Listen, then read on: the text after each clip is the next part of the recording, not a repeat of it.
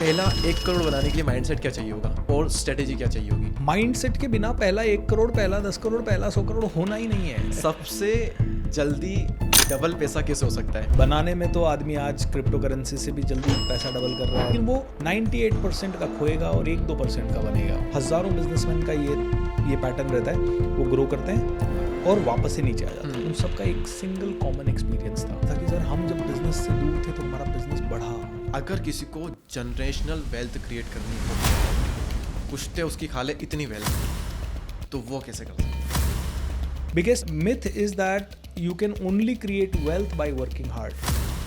You can create it while having fun and enjoying. AI की दुनिया में ऐसे कौन से सेक्टर होंगे जहाँ पे बहुत ज़्यादा पैसा बन सकता है और वो लॉन्ग टर्म के सेक्टर से? जितने भी ऐसे फील्ड है ना जो पिछले 3-4 साल में क्विकली डेवलप हुए हैं, वो फटाफट गायब भी हो सकती है। तो मेरे को एक चीज़ समझ में आ गई, मेरे को ऐसी चीज़ें सीखनी है जो अगले 100 साल तक इंटैक्ट रहे। क्या जॉब से अमीर बना जा सकता है? 100%। कैसे?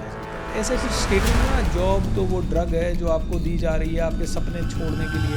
ऐसा कुछ नहीं है। पैसा कमाना दुनिया की सबसे आसान चीज़ों में से एक है, बस आपको एक ही चीज़ करनी है। दोस्तों, 1-1 मिनट की रील की दुनिया में 1-1 घंटे के पॉडकास्ट देखना बहुत ही मुश्किल काम होता है, लेकिन मुश्किल काम करने के लिए ही तो आप बने हो, क्योंकि मुश्किल काम करके ही तो बड़ी सफलता पाई जाती है। सो इसी मुश्किल काम को आइए कीजिए। और आज मेरा वादा है कि वेल्थ जनरेशन पर हमारा या फिर आप देखोगे किसी का भी पॉडकास्ट इतना वैल्यूबल नहीं हुआ होगा। ये बात मैं क्यों कह रहा हूँ, क्योंकि ये जो इंट्रो है मैं आपको साफ क्लियरली कहता हूँ, ये पूरा पॉडकास्ट होने के बाद में अब रिकॉर्ड कर रहा हूँ। तो इस पॉडकास्ट में कैसे जो वेल्थ जनरेट करने का माइंडसेट क्या होता है, कैसे आप अपना पहला 1 CR कंप्लीट कर सकते हो, 1 CR से जो 10,000 करोड़ का माइंडसेट क्या होता है, उसके बाद में उस वेल्थ को सिक्योर कैसे करना, और इतनी कमाल की बातें, इतने कमाल के एग्जाम्पल्स आपको इस पॉडकास्ट में सुनने को मिलेंगे ना, मज़ा आ जाएगा। टाइम वेस्ट नहीं करते हैं, स्वागत करते हैं BSR सर का। चार्ली मुंगर जो कि वारन बफेट के पार्टनर रह चुके हैं कंपनी में, उन्होंने एक चीज़ कही है, first $100K is a bitch but you gotta do it. पहला इसे अगर हम रुपीज़ में कन्वर्ट करें तो पहला 1 करोड़ मुश्किल है, लेकिन आपको करना ही पड़ेगा। करेक्ट। हाँ, तो आप इससे सहमत है? पहली बात तो जब कहते हैं कि पहला 1 करोड़ इज अ बिच, इसका मतलब है कि पहले 1 करोड़ तक पहुंचते पहुंचते आदमी की चप्पल घिस जाती है, आदमी के जूते घिस जाते हैं, आदमी को पसीना आ जाता है, आदमी बहुत ज़्यादा थक जाता है। एंड 1 करोड़ पहला आने के बाद क्या है, थोड़ी लेवरेज आती है, उसके बाद थोड़ी पैसे की पावर आती है, जिससे वो चीज़ों को थोड़ा आसान कर पाता है। इसीलिए वो कहते हैं कि first 1 crore is a bitch, you gotta do it by hooks और क्रुक्स। एंड ये आई एब्सोल्युटली एग्री। ऐसे ही मैं एक और लाइन कहता हूँ, जब अपने बड़े बिजनेसमैन के साथ मैं कोचिंग करता हूँ, मैं उनको कहता हूँ पहला 100 करोड़ इज रियली टफ, लेकिन एक बार आदमी 100 करोड़ तक पहुंच गया ना, तो उसको 10,000 करोड़ इजी लगने लगता है, क्योंकि अब उसके पास इतनी लेवरेज हो गई कि 100 करोड़ तक आते आते उसके इतने कनेक्शन आ जाते हैं, उसके पास पूरी दुनिया के कोचेस का एक्सेस हो जाता है, वो हर जगह पैसा दे के सीख पाता है, वो सिस्टम्स खरीद पाता है, सॉफ्टवेयर्स लगा पाता है, लेवरेज कर पाता है टेक्नोलॉजी को, तो उसके बाद 10,000 करोड़ का ड्रीम बहुत इजी लगने लगता है। Okay, so that is the thing. यहाँ पर कितना माइंडसेट है और कितना हमारी फाइनेंशियल कंडीशन है। जैसे आपने कहा कि हमारे पास में लेवरेज मिल जाता है, हम सॉफ्टवेयर्स खरीद पाते हैं, नई नई चीज़ें टीम डेवलप कर पाते हैं, बड़े बड़े ऑफिसर्स ले पाते हैं, बाहर शिफ्ट हो पाते हैं, तो उसमें ये सारा फाइनेंशियल हो गया। माइंडसेट का कितना रोल है?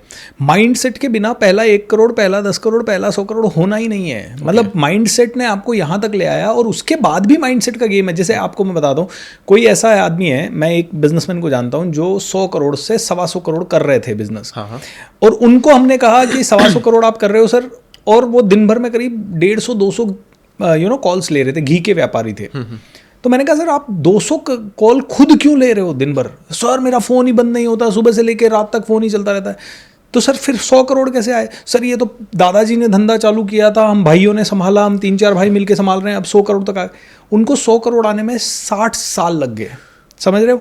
अब 60 साल के बाद मैंने उन्हें एक चीज़ कही, मैंने कहा भाई अब आप है ना कॉल, ये 200 कॉल लेना बंद करो। अरे सर ऐसे कैसे, हमारा तो हर मिनट में ना हमारी प्राइसिंग चेंज होती है, हमारा धंधा चेंज होता है, हम दूसरे के ऊपर तो भरोसा ही नहीं कर सकते। मैंने कहा फिर 1,000 करोड़ कैसे जाओगे, फिर 10,000 करोड़ कैसे जाओगे? सर जैसे 100 करोड़ आए वैसे ही। मैंने कहा अगले 60 सालों में। तो ये माइंडसेट है। देखिए 100 करोड़ है, पैसा भी है, बहुत अच्छी वेल्थ भी है, बहुत बढ़िया ब्रांड नेम ही है, लेकिन कहीं ना कहीं माइंडसेट नहीं है, तो वो 10,000 करोड़ जाने में शायद 25 साल लगा देंगे, 50 साल लगा देंगे, या शायद जाएंगे ही नहीं। सो इसीलिए माइंडसेट तो है ही दीपक जी, हर जगह पे माइंडसेट है। बट माइंडसेट के साथ स्ट्रैटेजीज है। जो इंसान रियल में हंग्री है, एंटरप्रेन्योर माइंडसेट का है, प्रॉब्लम सॉल्व करना चाहता है दुनिया की, या कहीं ना कहीं कुछ नेक्स्ट लेवल पे करना चाहता है ना, उसके लिए मैं कह रहा हूँ कि वो माइंडसेट से डिसीजन जो लेगा ना, 100 करोड़ होने के बाद डिसीजन लेना आसान हो जाता है. That is the thing. Okay, पहला 1 करोड़ बनाने के लिए माइंडसेट क्या चाहिए होगा और स्ट्रेटेजी क्या चाहिए होगी? तो बिल्कुल स्क्रैच से हम स्टार्ट करते हैं, जो कुछ भी नहीं अर्न कर रहा है या फिर बिल्कुल माइनर से 15-20 हज़ार महीने के कुछ अर्न कर रहा होगा, तो वो 1 CR पे कैसे पहुंच सकता है और कितना टाइम उसे लग सकता है, इस पे बात करते हैं. मैं कहता हूँ सबसे इंपॉर्टेंट चीज़ यहाँ पे है कि करना चाहते हो कि नहीं करना चाहते हो. पहले तो क्लैरिटी ऑफ डिसीजन. लोग कहते हैं कि मुझे करना है, फिर दूसरे दिन कहते हैं यार बहुत टफ है, तीसरे दिन कहते हैं नहीं नहीं ये तो बड़ा रिस्की है. ये नहीं चलेगा. अगर करना है तो 1 फर्म डिसीजन, बस मुझे यही करना है. 1 करोड़ करना है, 10 करोड़ करना है, 20 करोड़ करना है. जिस दिन आपके माइंड में फाइनेंशियल क्लैरिटी आ जाएगी, इसको मैं बोलता हूँ दूसरे शब्दों में आइडेंटिटी. राइट. आदमी कंफ्यूज्ड आइडेंटिटी में जीता है. जैसे किसी दिन कहता है यार मैं तो बहुत मोटा हूँ, मेरी हेल्थ ठीक नहीं है, और किसी दिन वो कहता है यार मैं बहुत फिट होना चाहता हूँ. ऋतिक रोशन को देखो कितना फिट है और मेरे को उसके जैसा होना. लेकिन दूसरे दिन कहता है नहीं मुझसे तो हो ही नहीं सकता, मुझसे जल्दी नहीं उठा जाएगा. तो ये कंफ्यूज्ड आइडेंटिटी है. ऐसे ही मनी में भी कंफ्यूज्ड आइडेंटिटी है. जब लोगों की क्लियर आइडेंटिटी होगी, क्लियर पहचान होगी मनी के अंदर कि मैं करोड़पति हूँ, तो मतलब 1 करोड़ तो कम से कम कमाना ही है.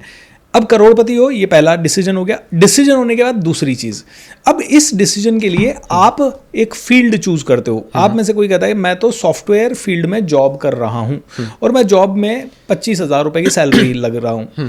अब 25,000 की सैलरी से 1 करोड़ जाने में कैसे होगा? जॉब में आपका इंक्रीमेंट इतना हो पाएगा क्या? शायद नहीं हो पाएगा, कभी नहीं हो पाएगा. तो आपके पास दूसरा स्टेप क्या है? एंटरप्रेन्योर बनना. आपको साइड हसल करना पड़ेगा, क्योंकि जॉब अचानक से छोड़ना वेरी डिफिकल्ट. पूरा घर बर्बाद हो सकता है, रोड पे आ सकते हो. तो साइड हसल. साइड हसल क्या है? सुबह शाम में जो समय मिल रहा है, उस सुबह शाम के समय में दिमाग लगाओ, सोचो, ढूंढो, रिसर्च करो, वीडियोस देखो, कहीं ना कहीं से फाइंड आउट करो कि कैसे लोग 1 करोड़ कमा रहे हैं. फिर जैसे आपने 100 चीजें देखी, तो दीपक जी भी 1 करोड़ कमा रहे हैं, BSR भी 1 करोड़ कमा रहा है, 50 और लोग भी 1 करोड़ कमा रहे हैं. अब इन 50 लोगों में से आपको कौन सा इंसान और उसका बिजनेस मॉडल सबसे सूटेबल लगता है, जो आपकी पर्सनालिटी को मैच करता है? तो जब मैंने पहली बार देखा तो मुझे लगा यार ट्रेनर बनना मैं बन सकता हूँ, क्योंकि मैं जब स्टेज पे जाता था तो मुझे बड़ा मज़ा आता था, अच्छा लगता था, लोग अप्रिशिएट करते थे. तो मुझे लगा यार आई कैन डू इट. और मैंने देखा था कोचेस को 1 करोड़ बनाते हुए भी, तो मुझे ये बिजनेस मॉडल अच्छा लगा. अब उसके बाद चौथा स्टेप, दिमाग ही मत लगाओ. दिमाग क्यों नहीं लगाओ? मेरे टीचर पब्लिक स्पीकिंग सिखाते थे, मैंने सिखाना शुरू किया. मेरे टीचर बिजनेस कोचिंग सिखाते थे, मैंने सिखाना शुरू किया. क्योंकि यहाँ कोई कट कॉपी पेस्ट नहीं चल रहा है. मैं आज बिजनेस कोचिंग कैसे सिखा रहा हूँ, ये मेरा फॉर्मूला है. मैंने उनका बिजनेस कोचिंग शायद अटेंड भी नहीं किया, या अटेंड किया तो 15 साल 20 साल पहले, 10 साल पहले जो था वो चल रहा था. आज टेक्नोलॉजी आ गई, आज एवोल्यूशन हो गया, बहुत सारी चीज़ें बदल रही है. सो लोग कहते हैं सर मैं उनके जैसा ही करूंगा तो वो कॉपी पेस्ट मानेंगे. अरे भाई दुनिया में कितनी सारी चीज़ें कॉपी पेस्ट है, लेकिन फिर भी सब चीज़ें यूनिक है. बिल्कुल. सो चौथा चीज़ है दिमाग मत लगाओ. अगर कोई भी इंसान 1 करोड़ 10 करोड़ 20 करोड़ 50 करोड़ बना रहा है, उसको पकड़ो, उसके मॉडल को एज इट इज कॉपी करो. कॉपी नहीं कहते इसको कहते हैं इंटेलिजेंट मूव. फिर उससे कहीं इंस्पायर होना हमें. और फिर धीरे धीरे उसमें आपके हिसाब से, आपकी पर्सनालिटी के हिसाब से, आपकी टीम के हिसाब से, आपके फाइनेंसेस के हिसाब से, आपके कस्टमर्स के हिसाब से चेंज करो. ये 4-5 स्टेप आपने किए तो 1 करोड़ तक पहुंचना आसान हो जाता है. तो मैं कह रहा था आपको कि जैसे मॉडल आपने सीख लिया, किसी इंसान ने किया, तो अब लास्ट चीज़ जो मैं आपको बता रहा था वो ये है कि आदमी को उसके बाद मार्केट में बहुत अलर्ट रहना है. बस इतना देखना है कि आप बिजनेस के अंदर भी हो, बिजनेस के ऊपर भी हो. तो कभी कभी अंदर घुस के सारी चीज़ें देखो, कभी कभी ऊपर आके बिजनेस को बर्ड्स आई व्यू से देखो. क्योंकि अगर आपने अपने बिजनेस को ठीक से देखना या अपनी लाइफ को ठीक से देखना बंद कर दिया तो आप कब धोखा खा जाओगे पता ही नहीं चलेगा.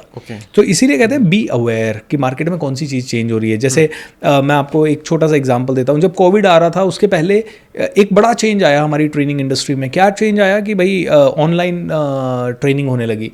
हमने शुरू में कहा यार ये तो बहुत ही गंदी चीज़ है, ऑनलाइन कौन सुनेगा, हम कंप्यूटर से बात करेंगे, बाहर आदमी सो रहा है, उबासी ले रहा है, इसको इंटरेस्टिंग कैसे बनाएंगे. बड़ा मुश्किल था. 1-1.5 साल तक हमने इस पर काम ही नहीं किया दीपक जी. एंड 1 साल के बाद फिर हमको रियलाइज़ हुआ कि नहीं ये तो करना ही पड़ेगा. एंड थैंक गॉड, भगवान की कृपा रही मुझ पे कि मैंने 2018-19 में उसको सीख लिया. तो जब कोविड लगा ना, मैं आपको बताता हूँ, जब आप मार्केट में अवेयर हो ना तो कितनी बड़ी ग्रोथ होती है. मैंने इसको एक्सपीरियंस किया. उसके पहले, कोविड के पहले मैं 5-7 लाख रुपए महीना कमा पाता था. और जिस दिन कोविड लगा उस दिन पहले ही महीने में मैंने 1 करोड़ 20 लाख कमाया, पहले ही महीने में. बिकॉज मैंने टेक्नोलॉजी पहले ही सीख ली. तो बी अवेयर कि क्या चल रहा है मार्केट के अंदर. आपके कॉम्पिटिटर्स क्या कर रहे हैं, आपके फील्ड के लोग क्या कर रहे हैं। और इसका सबसे आसान तरीका जो आपको इंडिया में करना है ना, वो कहीं ना कहीं हो सकता है 10 साल पहले यूएस में आ चुका हो। एग्जैक्टली। तो वहाँ के लोगों को देख लो, यूएस, ऑस्ट्रेलिया, यूके, ये लोग हमसे 10, 20, 25 साल आगे तो अभी भी हर चीज़ में आगे। करेक्ट। जैसे ये पॉडकास्टिंग वहाँ पे 20 साल से चल रहा है। हाँ, मैं 20 साल 15 साल पहले देखा, किसी ने मेरे को बोला वो पॉडकास्ट क्यों नहीं सुनते आप। मैंने कहा पॉडकास्ट 2-3 बार की, मैंने कहा ये तो बड़ा बोरिंग सा लग रहा है। और आज पॉडकास्टिंग इतना हॉट हो गया है। एंड मैं आपको बोल रहा हूँ 6 महीने पहले तक भी मैं सोच रहा था यार ये पॉडकास्टिंग मेरे से नहीं होगी, लेकिन आज हम कर रहे हैं। And this is so amazing. Trend पकड़ो और आगे बढ़ो।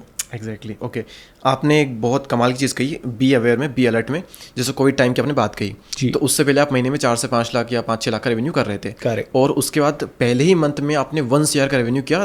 बहुत बड़ी चीज़ है, इतना बड़ा शिफ्ट, मतलब बहुत बहुत ही बड़ी बात है। Absolutely. तो उस वक्त आपको कैसा लगा जब इतना मतलब हम पागल हो गए थे सच में। मतलब जब हमने at the end of the month इतना बड़ा पैसा देखा ना, तो मेरी पूरी टीम को समझ ही नहीं आ रहा था हमने क्या कर रहा है। इसके बारे में लोगों को बताएं कि नहीं बताएं, 12 घंटे तक ऐसे होल्ड नहीं कर पाए अपने आप को। और 12 घंटे के बाद ना रहा नहीं गया, तो फेसबुक, सोशल मीडिया, ट्विटर सब जगह डाल दिया। बाद में रियलाइज हुआ यार ये नहीं डालना था, लेकिन वो एक एक्साइटमेंट था। पहली बार करोड़पति, वो भी एक सिंगल महीने में। क्योंकि ना मैं 2002 में नौकरी करने लगा, 2002 से 2009 तक नौकरी कर रहा था, 10 तक इनफैक्ट। हर महीने में पहला महीना मेरे को 1200 रुपये महीने सैलरी मिलती थी। फिर 6 महीने के बाद मेरे को 3000 मिलने लगी, फिर 6 महीने के बाद 5000 मिलने लगी, फिर मैंने नौकरी चेंज की और 6500 मिलने लगी। तो नौकरियां में ऐसे मेरे को सैलरी मिल रही थी। अब जस्ट इमेजिन करो, मेरी लास्ट सैलरी थी 30,000। 12 महीने काम करने के बाद 3 लाख रुपए, 3.5 लाख रुपए आते थे। और इधर मैंने 1 महीना काम किया, वो भी सुबह शाम में। वेबिनार सिर्फ, दिन भर तो हम आराम कर रहे थे, वो भी वेबिनार तो सिर्फ रात को ही होते थे और उसी में हम सेल करते थे। और 2-2 घंटे काम करके 1 करोड़ 20 लाख आ गया। तो I mean that was great. उसके अगले साल 2 करोड़ 50 लाख आ गया एक ही महीने में। मतलब इट वाज माइंड बॉगलिंग। मतलब कहने का ये तात्पर्य है कि आज की डेट में मैं एक ही चीज़ कहता हूँ, पैसा कमाना दुनिया की सबसे आसान चीज़ों में से एक है। बस आपको एक ही चीज़ करनी है, राइट आदमी को पकड़ो, राइट आदमी से राइट चीज़ सीखो, उस मॉडल को अपनी ज़िंदगी में इम्प्लीमेंट करो। अगर वो 10 लोगों की जिंदगी में चल रहा है तो 11वें में क्यों नहीं चलेगा। अगर 1000 लोग मैकडोनल्ड का बर्गर खा रहे हैं, तो मैकडोनल्ड 1000 अलग अलग आउटलेट में सेम बर्गर प्रोड्यूस कर रहा है, तो कल मैं मैकडोनल्ड की फ्रेंचाइजी लूंगा तो मैं भी कर पाऊंगा। एग्जैक्टली। तो गेम तो सेम है। अब लोग कहते हैं कि गेम सेम है लेकिन हमारे साथ काम नहीं करता, क्योंकि कहीं ना कहीं लोगों की बेसिक इंटेलिजेंस में कमी है। और वो बेसिक इंटेलिजेंस 2 ही चीज़ों से ठीक हो सकती है, या तो प्रॉपर कोचिंग से। मैं कोचिंग ट्रेनिंग में बहुत बिलीव करता हूँ।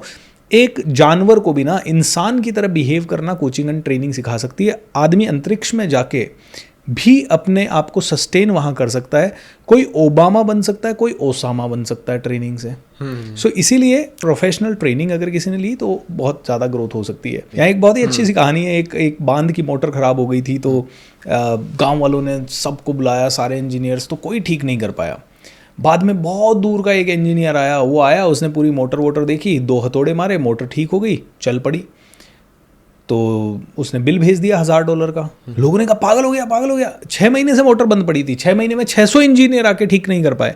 ये आदमी ने आया, 2 हथौड़ा मारा और ठीक हो गई, मोटर चल पड़ी। एंड इसने $1000 का बिल भेज दिया। लोगों ने कहा पागल हो गया, ये आदमी 80,000 रुपये ले रहा है 2 हथौड़े मारने के। हमने सबने देखा उसने 2 ही हथौड़े मारे। तो उसको कंप्लेन करी कि भाई साहब आपने बहुत ज़्यादा पैसा ले लिया। तो उसने बिल को रिवाइज करके भेज दिया। उसने कहा कि हथौड़े मारने के $2 और हथौड़ा कहाँ मारना है उसके $998। तो कहते हैं कि 6 महीना साल भर कई बार लग जाता है रिसर्च करने में, और उसके बाद जब हथौड़ा पड़ता है तो वो एक ही हथौड़े में काम हो जाता है। एंड लोग यही नहीं करते। तो मैं यहाँ पे एक बहुत ही क्लासिक लाइन बोलता हूँ, बहुत ही प्यारी सी लाइन बोलता हूँ, बिजनेस भागने से नहीं बढ़ता, बिजनेस सोचने, रिसर्च करने, इंटेलेक्चुअल लोगों से कम्युनिकेट करने, इंटेलेक्चुअल बुक्स पढ़ने से बढ़ता है। वाह, या एक्सीलेंट, एक्सीलेंट। तो ये हमने पूरा बिजनेस को ग्रो करने की पूरी स्ट्रेटजी बताई। और इसमें लेकिन स्पेसिफिकली इसमें हमने एक चीज़ थोड़ी सी मिस कर दी थी। मेरा क्वेश्चन था कि अगर किसी को अपना पहला 1 CR बनाना है, हाँ, तो जो 1 CR है, मतलब कितना टाइम उसे लग सकता है इसमें प्रॉपर ये जो पूरी स्ट्रेटजी है। अच्छा, यहाँ पर कंपाउंडिंग इफेक्ट की भी हमारी बीच में बात चल रही है। जैसे आपने कहा कि 2 साल लग जाते हैं कई बार रिसर्च करने में, एनालिसिस करने में, लेकिन जब हथौड़ा पड़ता है तो फिर जो मिलता है वो लाजवाब होता है। तो सारा कंपाउंडिंग इफेक्ट है। स्टार्टिंग में बहुत कम मिलता है, कुछ नहीं मिलता, लेकिन जब मिलेगा बहुत ऊपर तक आप जाओगे। तो कंपाउंडिंग इफेक्ट है पूरा है 1000%। एक तो कंपाउंडिंग इफेक्ट है, और एक ऐसा है कि देखिए बिना डायरेक्शन के मैं भाग रहा हूँ। आज आप और मैं चौराहे पे खड़े हों, आपको जाना है बॉम्बे और मुझे भी जाना है बॉम्बे, लेकिन हम दोनों किसी भी डायरेक्शन में चल पड़े, ओके, बिना सोचे समझे कि बॉम्बे के बारे में पूछ लें किसी से, कौन सी डायरेक्शन है, मैप देख लें, बिना ये सब जाने हमने कहा एक काम करते हैं, गाड़ी और हम दक्षिण दिशा में घूमे हुए हैं, बेंगलोर की तरफ हमारा मुंह है, चलो हम निकल गए। कहाँ जाएंगे? बॉम्बे जाएंगे। तो अल्टीमेटली क्या है, जब आप रिसर्च करते हो तो आप रास्ता ढूंढते हो, पहले रास्ता ढूंढ लो फिर आप गति बढ़ाओ। लोग बिना डायरेक्शन के स्पीड दे देते हैं, यही सबसे बड़ी प्रॉब्लम है, और इसीलिए वो सालों साल घूम फिर के वापस जीरो पे आ जाते हैं। आप देखिए हजारों बिजनेसमैन का ये पैटर्न रहता है, वो ग्रो करते हैं और वापस से नीचे आ जाते हैं, वो ग्रो करते हैं फिर वापस से, उनको लगता है कि यार अब तो हम 5 करोड़ पे पहुंच गए, अब तो बहुत ज़बरदस्त होगा। 10 साल बाद आप उनसे पूछो कहाँ पहुंचे, भाई 7 ही करोड़ पे पहुंचे। अरे भाई 10 साल पहले भी तू 5 करोड़ पे था, अभी 7 ही करोड़ पे क्यों पहुंचा? अरे सर वो बीच में ना टीम छोड़ के चली गई थी, बीच में ऐसा हो गया था, बीच में वैसा हो गया था। सब कुछ मंजूर है, लेकिन एक्सपोनेंशियल ग्रोथ फिर भी होनी ही चाहिए। तो पहली चीज़ तो ये। दूसरा, आपने सवाल पूछा कि कितना टाइम लगेगा 1 करोड़ में, ये बताना बड़ा मुश्किल है। देखिए मुझे पहला 1 करोड़ 1 महीने के अंदर करने में, मतलब 1 साल में करने में, जब मैं बिजनेस में आया तो 2010 में मैंने शुरू किया और पहला 1 करोड़ हमने 2015 में किया, तो 5 साल लगे। और उसके बाद हमने 1 करोड़ रुपए महीने में आने में फिर से 5 साल लगाए, है ना। तो देखिए पहला 1 करोड़ करने में 5 साल, दूसरा 1 करोड़ महीने में करने में 5 साल, और अब हम चाह रहे हैं कि 10 करोड़ रुपए महीना हो, तो उसके लिए थोड़ा सा समय लग रहा है। अब हम वही रास्ता तलाश कर रहे हैं, लग रहा है टाइम, जितना टाइम लगेगा, बट हमें यकीन है कि बहुत जल्द वो भी हो जाएगा। टाइम फ्रेम बताना बड़ा मुश्किल है, बट मैं तो कहता हूँ टाइम फ्रेम जानना क्यों है, क्यों जानना है किसी को टाइम फ्रेम? फॉर एग्जाम्पल एक आदमी फिल्म स्टार बनना चाह रहा है, अब उसे क्यों जानना है कि मुझे तो 1 ही साल में अमिताभ बच्चन बनना है? अमिताभ बच्चन को 60 साल लगे हैं अमिताभ बच्चन बनने में, राइट। मैं तो कहता हूँ तरीका एक ही होना चाहिए, मजा आना चाहिए काम में। आपने ये पॉडकास्टिंग का बिजनेस या वीडियो मेकिंग का बिजनेस पकड़ा, मैंने ट्रेनिंग का बिजनेस पकड़ा, हमें रोज मजा आ रहा है क्या? आ रहा है ना, तो क्या फर्क पड़ता है 1 जीरो कम और 1 जीरो ज्यादा? और एक लेवल के बाद बैंक में 10 जीरो भी हैं, करना यही है यहाँ बैठ के पॉडकास्ट। तो वही रोटी वही चावल है, उसमें कितना महंगा खाना खा लोगे? सो लेट्स हैव फन, बस ये है। और फन करते करते करोगे तो time will not impact you. Okay, excellent. यहाँ क्लैरिटी का एक बहुत बड़ा रोल है, आपका विजन क्लियर होना चाहिए। जैसे आपने कहा कि विजन क्लियर नहीं होता तो भटकते रहोगे आप, मुंबई से कहाँ बेंगलोर पहुंच जाओगे, मतलब पुणे से बेंगलोर पहुंच जाओगे, मुंबई आप पहुंचोगे नहीं। यहाँ पर टाइगर वुड्स का एक एग्जांपल लेते हैं, मतलब गोल्फ में टाइगर वुड्स से शायद आगे शायद ही कोई पहुंचा होगा जो चैंपियन है वहाँ के। वो भी कहते हैं कि मैं जब बॉल को हॉल में डालता हूँ तो डालने से पहले मैं पहले बॉल को देखता हूँ, फिर हॉल को देखता हूँ, बॉल को फिर हॉल को, बार बार देखता हूँ, और तब तक देखता रहता हूँ जब तक कि मेरे माइंड में एग्जैक्ट क्लियर पिक्चर नहीं बन जाती कि वो जो बॉल है वो उस हॉल में जा रही है, मैं तब तक शॉट नहीं मारता। तो जितनी अच्छी क्लैरिटी होगी उतना अच्छा आपका एग्जीक्यूशन होगा, जितना अच्छा आपका एग्जीक्यूशन होगा उतनी अच्छी आपकी सक्सेस होगी, और उतनी क्लैरिटी से आपको सक्सेस मिलेगी। सो इसको इस तरह से भी हम समराइज कर सकते हैं जो क्लैरिटी वाला पॉइंट है। 100%। ओके, सो बहुत अच्छे से सर आपने ये वाला एक्सप्लेन किया पूरा पॉइंट। अब यहाँ पर इससे थोड़ा एडवांस पर हम जाते हैं, अगर किसी को जनरेशनल वेल्थ क्रिएट करनी हो तो वो कैसे कर सकता है? जनरेशनल वेल्थ क्रिएट होती है, पहला स्टेप उसका, पुश्ते उसकी खाले इतनी वेल्थ। हाँ, ऐसा। अब जैसे आपको करनी है, लेट्स से आपको ऐसी वेल्थ क्रिएट करनी है जहां अगले 6 जनरेशंस तक, 7 जनरेशंस तक, या 40 जनरेशंस तक, या मैं तो कहता हूँ आप ही की परिवार, क्यों आपके परिवार के परिवार भी, मतलब आपकी टीम में मान लो 1000 लोग हैं, उनकी जनरेशंस भी खाए, जैसे टाटाज ने की है लेगेसी क्रिएट। इसको मैं कहता हूँ लेगेसी क्रिएट करना। एग्जैक्टली, हाँ। इसका सबसे first and the foremost point, यहां कॉपी पेस्ट नहीं चलेगा, यहां चलेगा डिस्कवरिंग योर विजन। आपके अंदर है ना एक बहुत बड़ा विजन डेवलप होता है। जैसे बाबा साहेब अम्बेडकर, उनका एक विजन था कि ये स्लेवरी मिटनी चाहिए, ये ऊंची जात नीची जात खत्म होनी चाहिए। सुभाष चंद्र बोस एक विजन की कंट्री आज़ाद होनी चाहिए। धीरू भाई अंबानी एक विजन की भाई मुझे तो बहुत बड़ा दुनिया का सबसे बड़ा एम्पायर क्रिएट करना है। रतन टाटा साहब एक विजन, या उनके पिताजी का एक विजन की भारत की खुद की ऐसी होटल्स और ऐसी चेन्स और ऐसे इंफ्रास्ट्रक्चर होना चाहिए कि which can be really best in India, in the world. Even Dubai को आप देखो, उनका एक विजन था कि पूरा वर्ल्ड हमारे पास आना चाहिए। तो जनरेशनल कुछ भी करना है तो एक बार बहुत बहुत बहुत बड़ा विजन डिस्कवर करना होता है। और विजन कभी भी ये नहीं आता कि कॉपी पेस्ट कर लिया। जस्ट इमेजिन करो AR रहमान को शुरू में सोचा होता है यार ये अंबानी बहुत पैसा कमा रहे हैं, एक काम करते हैं अपन भी अंबानी की तरह करते हैं, तो AR रहमान नहीं बन पाता। और अंबानी को अगर किसी दिन लगे कि यार मुझे तो अमिताभ बच्चन जैसा फेम चाहिए कि जहाँ मैं खड़ा हो जाऊँ वहाँ करोड़ों लोग मेरे को देखने के लिए आ जाएं, तो फिर वो अंबानी नहीं बन पाते, है ना। So I think they have to figure out, वो डिस्कवरी विजन वो अंदर से आता है, अंदर से एक अपने अंदर होता है ना एक गट फीलिंग। आज दीपक भाई और मैं बात कर रहे हैं, लेकिन मेरी एक गट फीलिंग है कि मुझे ऐसा जीवन जीना है, तो बस वो अंदर की गट फीलिंग को फिगर आउट करना है और एक उससे लॉन्ग टर्म की क्लैरिटी। तो यहाँ पे एक बहुत ही अच्छी सी चीज़ मैं आपको बोलता हूँ, देखिए दुनिया में जितने भी बहुत पावरफुल लोग जिन्होंने जनरेशनल वेल्थ क्रिएट की है, उन्हें 25 साल की, एक क्वार्टर सेंचुरी की क्लैरिटी होती है। जो बहुत ही एवरेज आदमी है, एक एवरेज आदमी, उसको एक क्वार्टर की भी क्लैरिटी नहीं होती, मतलब उसे पता ही नहीं है अगले 3 महीने में क्या होगा। और एक बिलो एवरेज आदमी है, उसको शाम के क्वार्टर की भी क्लैरिटी नहीं होती है। सो देखिए क्वार्टर में फर्क है, क्वार्टर सेंचुरी की बात करते हैं। तो पहली तो जनरेशनल वेल्थ की ये स्ट्रेटजी।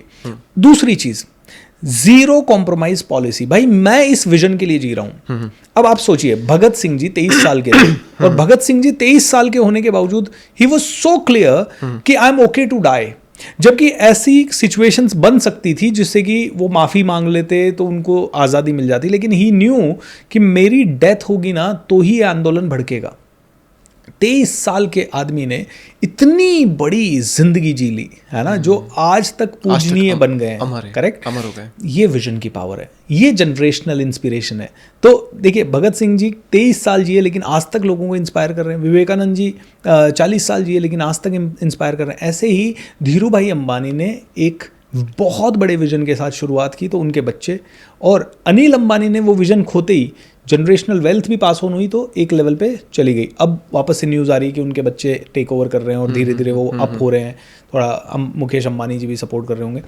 तो जनरेशनल वेल्थ तो एक ही तरीके से क्रिएट हो सकती है, विजन लिया और उस विजन को कंटिन्यूसली पास ऑन किया। आज देखिए सेंट गोबेन 400 सालों से चल रही है कंपनी, ओके, वॉलमार्ट कितने सालों से चल रही है, मर्सिडीज बेंज 150 सालों से चल रही है।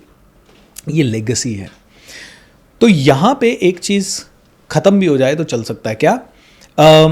लेट्स से मैंने अपना विजन क्रिएट किया, मैं मर गया, तो विजन के बाद दूसरी चीज़ आती है शेयरिंग दैट विजन। उस विजन के हिसाब से पिलर्स क्रिएट करने, उस विजन को सेल करना, उस विजन को प्रमोट करना, उस विजन के अलावा सब कुछ छोड़ देना। जैसे रतन टाटा साहब के पास एक थॉट आया था कि भाई पाकिस्तान वाले 1000 टाटा ट्रक खरीदना चाहते हैं, और उन्होंने 1 सेकंड नहीं लगाया कहने में कि सॉरी मैं देश नहीं बेच सकता, ठीक है। और उसी उनकी जगह कोई और दूसरा बिजनेसमैन होता, बोला चाइना से यार बढ़िया ऑर्डर आ रहा है, ले लो, चाइना अटैक कर रहा है, वायरस भेज रहा है, चलेगा, लेकिन ले लो, क्योंकि विजन मिसिंग है। तो विजन जहां मिसिंग है, जनरेशनल वेल्थ नहीं हो सकती। जनरेशनल वेल्थ एक लेवल पे नष्ट हो जाएगी, जिधर विजन के अंदर कॉम्प्रोमाइज हुआ उधर ही वेल्थ नष्ट होना शुरू हो जाएगी, खत्म होना शुरू हो जाएगी। तो पहला चीज़ तो विजन हो गया। दूसरा फिर सॉलिड सिस्टम, सॉलिड टेक्नोलॉजी, उसी विजन को आगे ले जाना का सॉलिड सिस्टम। और उसके बाद फिर ऐसे एक्सपर्ट्स को आप बिजनेस में लेके आए जो कि आपसे भी ज़्यादा इंटेलिजेंट है। एक नॉर्मल बिजनेसमैन डरता है अपने से ज़्यादा इंटेलिजेंट आदमी को लाने में, अरे ये कहीं मेरे लोग ना ले जाए, अरे ये कहीं मेरे बिजनेस का सीक्रेट ना ले जाए। लेकिन जितने भी बड़े बिजनेसमैन होते हैं वो अपने से 10 गुना ज़्यादा इंटेलिजेंट लोगों को अपने बोर्ड में लेते हैं। हाँ। मान लीजिए आनंद महिंद्रा साहब को मैं 1 लाख करोड़ रुपए दूं या 10 लाख करोड़ दूं, 10,000 करोड़ दूं, आपको क्या लगता है? आनंद महिंद्रा साहब कहेंगे अरे मेरे को ऐसा फील आ रहा है कि मैं बॉम्बे में एक 5 स्टार होटल खरीद लूं, इस तरह से डिसीजन लेंगे? नेवर। आनंद महिंद्रा साहब के पास एक थिंक टैंक होगा। वो थिंक टैंक में कौन होगा? फाइनेंस का एक्सपर्ट, मार्केट का एक्सपर्ट, इंडस्ट्री का एक्सपर्ट। वो सारे लोग मिल के डिसाइड करेंगे कि वो पैसा 10,000 करोड़ एविएशन में लगे, या वो AI में लगे, या वो होटल खरीदने में लगे। तो जनरेशनल वेल्थ का नेक्स्ट फंडा यही है, always always always take support from the experts. वाह, ब्यूटीफुली एक्सप्लेन किया आपने ये सारा। तो इसकी जो शुरुआत है वो विजन से होगी, जितना बड़ा विजन आपका, उतनी बड़ी आपकी सक्सेस और उतनी बड़ी वेल्थ आप क्रिएट कर पाओगे। So true. और विजन की शुरुआत आपने कही, और मैं आपको बता दूं, बुक अभी फिलहाल मेरी लॉन्च नहीं हुई है, पर मेरी पहली बुक लॉन्च होने वाली है, अनलॉकिंग ग्रेटनेस। और अनलॉकिंग ग्रेटनेस के पहले चैप्टर मैंने बताया है कि हर इंसान के अंदर कभी ना कभी, और एक बार नहीं कई बार, ऐसी आवाज़ आती है कि यार मैं ज़िंदगी में क्या कर रहा हूँ, मुझे लाइफ में कुछ बहुत बड़ा करना है, मैं ऐसी चीज़ों के लिए नहीं बना हूँ, मुझे कुछ करना है, कुछ करना है। वही फीलिंग होती है जब महानता, ग्रेटनेस दस्तक देती है। और आपने सेम बात वो कही कि वो विजन, वो अंदर से एक आवाज़ आती है कहीं ना कहीं पर। भगत सिंह के अंदर से आवाज़ आई, रतन टाटा सर के अंदर से आवाज़ आई, अंबेडकर साहब के अंदर से आवाज़ आई, स्वामी विवेकानंद सर के जी के अंदर से आवाज़ आई। तो जो अंदर से आवाज़ आती है वो पहला पॉइंट होता है जो जब डिसाइड होता है कि आप किस लेवल की सक्सेस अचीव करोगे, कितनी वेल्थ आप बिल्ड करोगे आने वाले 5 से 10 सालों में, 15 सालों में, वो वहाँ से स्टार्ट होता है।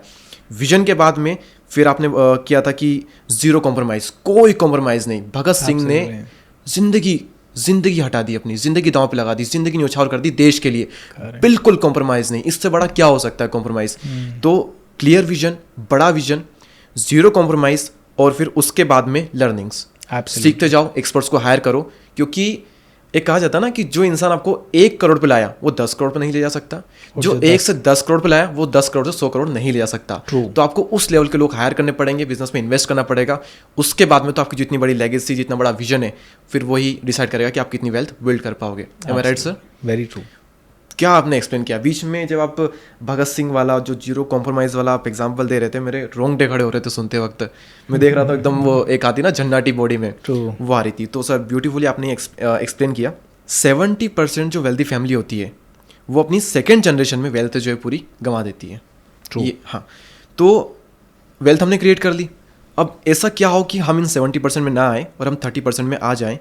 क्या लगता है आपको, कौन सी वो चीज़ें हो सकती है जो कि हम गलतियां ना करें, बना ली वेल्थ, अब क्या रीज़न आपको लगता है क्या हो सकते हैं?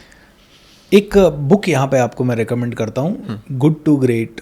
ओके, और इसी ऑथर की एक और बुक है, बिल्ड टू लास्ट।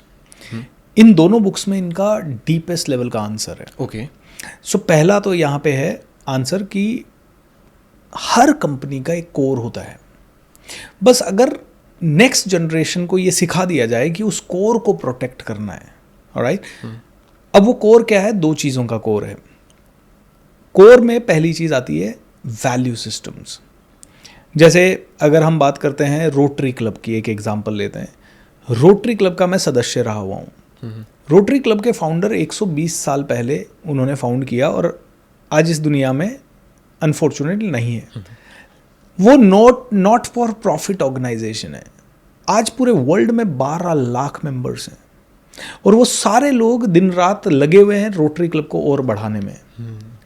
कम से कम पता नहीं कितने हजारों करोड़ के तो वॉलंटरी प्रोजेक्ट कर रहा है। अब ऐसे ही लायंस क्लब है, ऐसे ही रेड क्रॉस सोसाइटी होगी, ग्रीन क्रॉस सोसाइटी होगी, बहुत सारी सोसाइटीज़ है।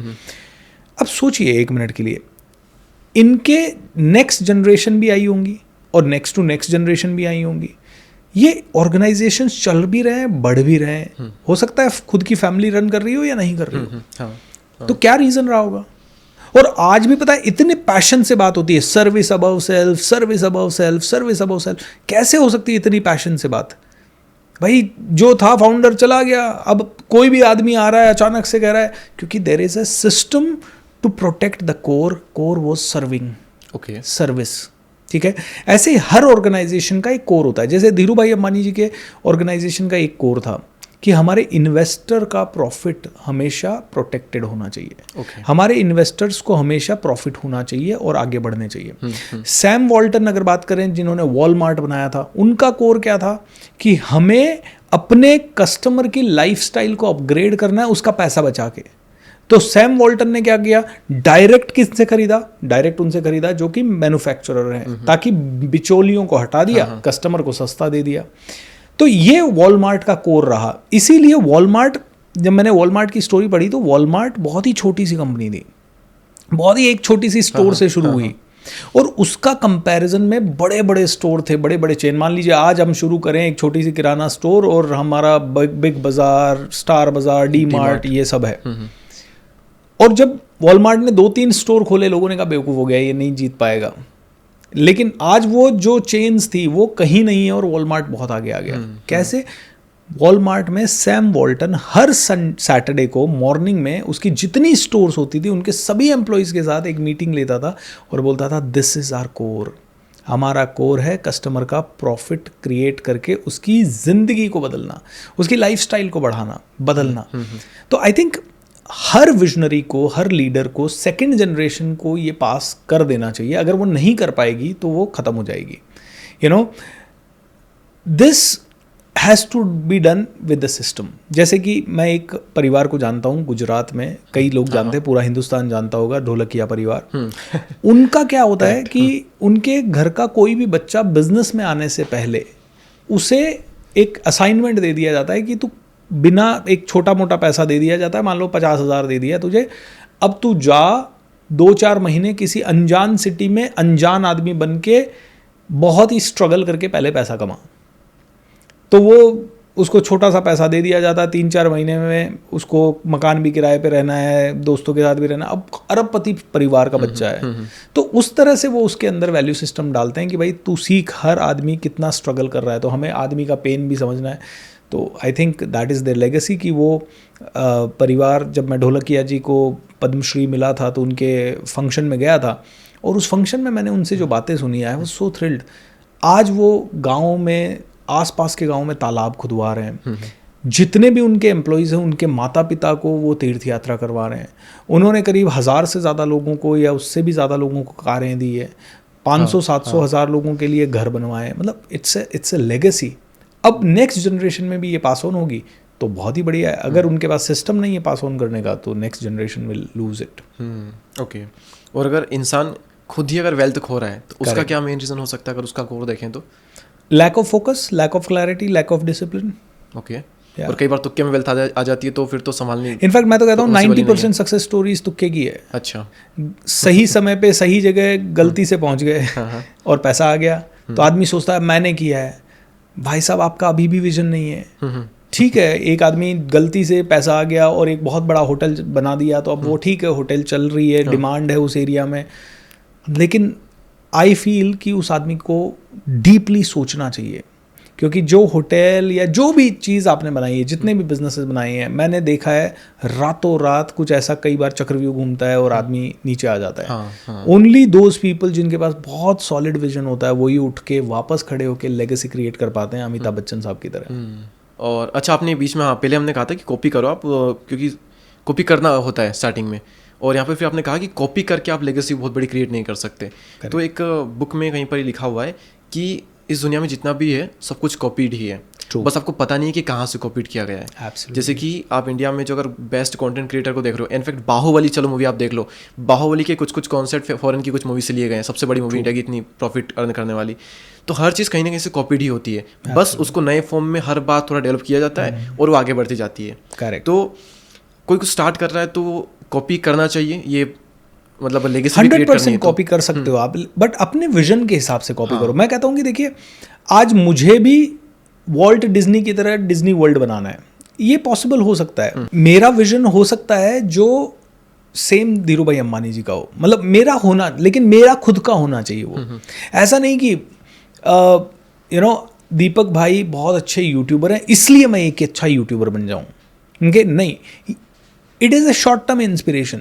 लेकिन मुझे अंदर से लग रहा है मुझे भी ऐसे ही पॉडकास्ट करने चाहिए, ऐसे ही सब कुछ करने चाहिए, और फिर मैं दीपक भाई से इंस्पिरेशन लूँ, अब मैं कॉपी करूँ। पहले कॉपी नहीं, पहले क्लैरिटी कि मुझे यही करना है, उसके बाद कॉपी। क्योंकि शुरू में एवरीथिंग इज न्यू, और उसके बाद इनोवेशन कि भाई मैंने आपसे कर लिया कॉपी, अब मैं एज इट इज कॉपी करूंगा तो मेरी जिंदगी भर ब्रांड क्या रहेगी, अरे ये तो दीपक का कॉपी है। तो अब मुझे क्या करना है, इनोवेशन की। ठीक है, शुरुआत करने के लिए दीपक को कॉपी कर लिया, जब तक छोटे हो तब तक कोई माइंड नहीं करेगा, हाँ भाई एक अच्छा शुरुआत कर रहा है, अच्छी कोशिश कर रहा है। अब धीरे धीरे इनोवेशन, रिसर्च, आगे की ग्रोथ स्ट्रैटेजीज। ओके। और यहाँ पर एक और चीज़ आती है, एक थ्योरी है डॉग। डॉग में डी फॉर डोमेस्टिक आता है। करेक्ट। डोमेस्टिक यानी आप अपने आसपास की, मतलब चाहे कंटेंट क्रिएशन हो, कुछ भी आप नई चीज़ स्टार्ट कर रहे हो, तो उसमें आती है थ्योरी डी फॉर डोमेस्टिक, यानी आप अपने आसपास की चीज़ें देखो, उसके थ्रू आप कंटेंट सोचो, चीज़ें क्रिएट करो। और साथ है ऑब्जर्वेशन, आप अपने अंदर ऑब्जर्व करो, लोगों के अंदर ऑब्जर्व करो। करेक्ट। फिर लास्ट में आता है गूगल।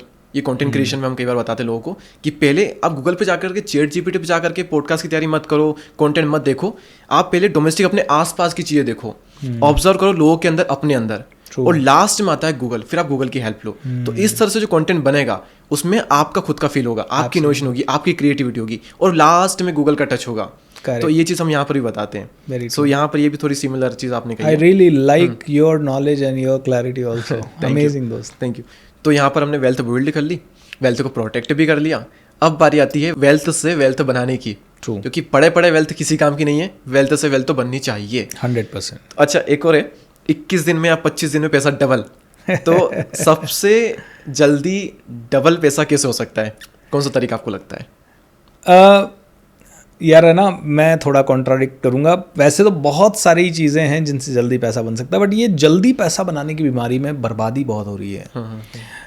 बनाने में तो आदमी आज क्रिप्टो करेंसी से भी जल्दी पैसा डबल कर रहा है, रियल एस्टेट से भी पैसा ट्रेडिंग में तो एक दिन में हो जाएगा, ट्रेडिंग में एक दिन में भी हो जाएगा, लेकिन वो 98% का खोएगा और 1-2% का बनेगा। तो पैसा बनाने के तरीके तो बहुत हैं।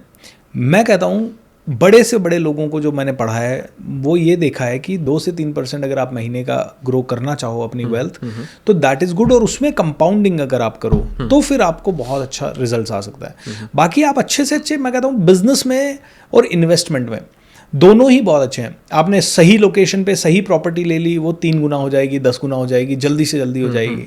लेकिन एक लेवल पे उस पर भी सीलिंग आएगी, है ना। एक लेवल पे आके वो कहेगी कि यार अब इससे ज़्यादा तो नहीं। मुझे लगता है बिजनेस है ना अनलिमिटेड ग्रो कर सकता है। ज़ेप्टो कंपनी को आप देखो, 3 साल 4 साल के अंदर 50,000 करोड़ पे चलेगी ओपन होते ही। आप ब्लिंकिट और जोमेटो को देखो, आप चल रहे थे, कुछ भी नहीं कर पा रहे थे और आज हज़ारों करोड़ की। इवन फॉर दैट मैटर आप बाईजूस को देखो, 1,80,000 करोड़ का वैल्यूएशन हो गया था। एक टीचर ने 1,80,000 करोड़ कर दिया। कैसे? तो यहाँ मेरी एक बहुत अच्छी लर्निंग है, बिजनेस मत बनाओ, बिजनेस मॉडल बनाओ। मैं ये नहीं कह रहा कि बाईजूस फेल हो गया तो उसका एग्जाम्पल नहीं दे सकता। वो अलग मैटर है कि क्यों फेल हुआ, क्या हुआ, उसमें हम नहीं जाते। लेकिन 1,80,000 करोड़ तक पहुंच गया एक आदमी, मतलब वो कैसे बना?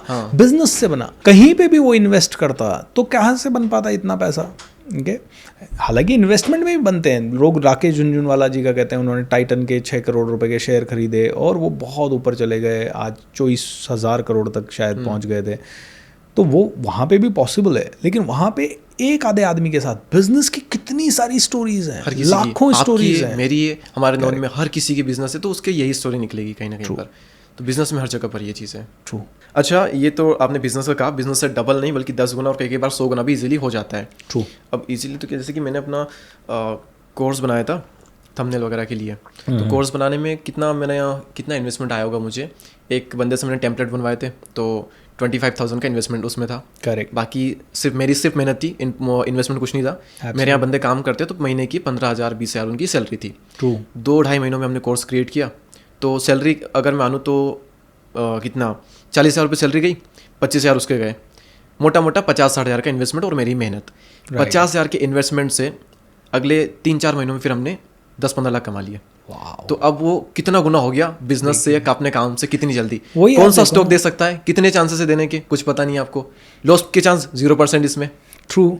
और लोग है ना मेरे को कई बार कहते हैं सर सीखने में बहुत पैसा लगता है। मैं कहता हूँ कितना पैसा लगता है? पहले बिना सीखे तो आपका कोई ऑप्शन ही नहीं है। आपने कोर्स बनाना थोड़ा सा कहीं से सीखा होगा, आपने यूट्यूब वीडियो बनाना कहीं से सीखा होगा हल्का फुल्का।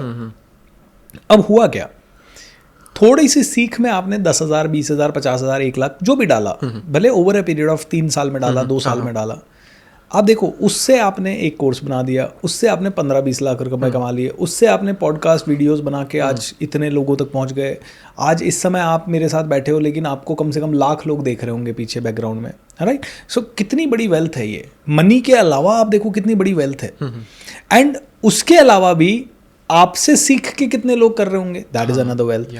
अब लोग कहते हैं नहीं सर सीखेंगे तो बहुत ज़्यादा पैसा लग जाएगा। तो मैं उनको एक ही चीज़ कहता हूँ कि यार लॉन्ग टर्म का सोचोगे तो पैसा जो लग रहा है ना वो कुछ भी नहीं लग रहा है। मैंने अपनी पहली इनकम 100% अपने काम में लगाई थी। ट्रू। पहली इनकम आई 10,500, 10,000 पापा से लिए थे और 12,500 का फ़ोन लिया क्योंकि मुझे वीडियो बनाने थे। ओके। 100% इन्वेस्टमेंट का सारा। Continue sir please. So that is what I really want to say Deepak भाई कि people have to have the mindset of an entrepreneur. लोग पता है क्या सेल्फ एम्प्लॉयड का माइंडसेट करते हैं, एम्प्लॉय से निकल जाते हैं, सेल्फ एम्प्लॉयड में आ जाते हैं। और सेल्फ एम्प्लॉयड का माइंडसेट क्या है, हर चीज़ मुझे खुद ही करनी है। एंटरप्रेन्योर क्या करता है, सॉल्यूशन खोजता है। वो कहता है यार मेरी प्रॉब्लम है कि मेरा अभी 1 करोड़ लोगों को तक पहुंचने का अंदाज़ा है, मैं कैसे पहुंचूं, मेरे प्रोडक्ट को पहुंचाना है, कैसे पहुंचाऊं। अब वो सॉल्यूशन ढूंढता है। भाई तुम पहुंचा सकते हो कि मेरे को 1 करोड़ लोगों तक? नहीं।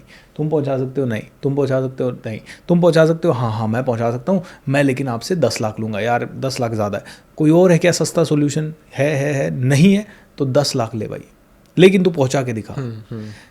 क्योंकि एंटरप्रेन्योर को पता है 1 करोड़ तक पहुंच गया तो 10 लाख की क्या वैल्यू, 10 लाख के 10,000 करोड़ कमा लेंगे। आज नहीं है पैसा 10 लाख, लेकिन एंटरप्रेन्योर क्या करेगा, मैं कैसे भी करके वो 10,000 रुपये अरेंज करूंगा।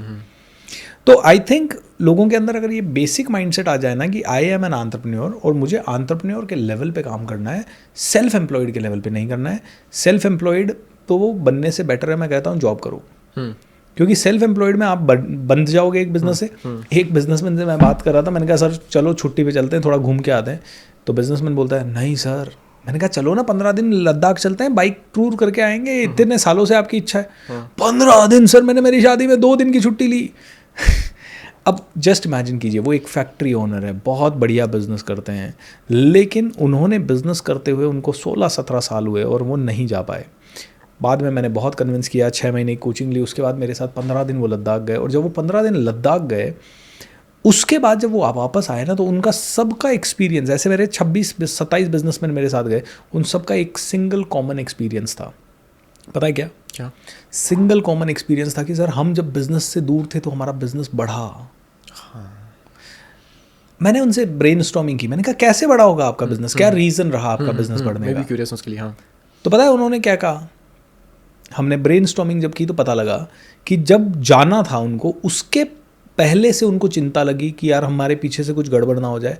तो उन्होंने वो सारे काम जो उनकी एब्सेंस में गड़बड़ हो सकते थे, उनके अराउंड सिस्टम लगा दिया या किसी और को अकाउंटेबिलिटी दे दी। पहली चीज़। दूसरी चीज़, उन्होंने क्या किया, अपने कस्टमर्स को पहले वो खुद ही हैंडल करते थे, अब कस्टमर्स को भी बोल दिया सर मैं 15-20 दिन नहीं रहूँगा तो मेरा ये दूसरा बंदा। तो धीरे धीरे अपने आप को फ्री कर दिया। और दूसरा क्या किया, उन्होंने किसी और को ओनरशिप दी। तीसरा, जब वो डे टू डे से 15 दिन के लिए फ्री हुए तो उनके ब्रेन ने नई चीज़ें सोची, तो वो जाके उन्होंने इम्प्लीमेंट की। एंड चौथा, जब वो हाई एनर्जी में रहे, हाई वाइब्रेशन में रहे, तो हाई वाइब्रेशन बिजनेस में आनी है। क्योंकि मैं तो लॉ ऑफ अट्रैक्शन में बहुत बिलीव करता हूँ, वाइब्रेशन का खेल है। तो ये देखिए 4 बेसिक चीज़ें आते ही उनका बिजनेस ग्रो हो गया। एंड ग्रो भी मैं बताता हूँ आपको कैसे। उसके बाद उन लोगों ने ऐसा डिसाइड किया कि हर साल ट्रिप्स पे जाना है। उसके बाद वो लोग मेरे साथ लद्दाख के बाद सीधा हम लोग गए Andaman Nicobar deep sea diving के लिए, फिर हम गए दुबई स्काई डाइविंग के लिए गए, फिर हम लोग गए कार ट्रिप्स पे। मतलब ऐसे करके हमने इतनी छुट्टियां मारी उस पूरे ग्रुप ने, मेरे बिजनेस ग्रुप ने।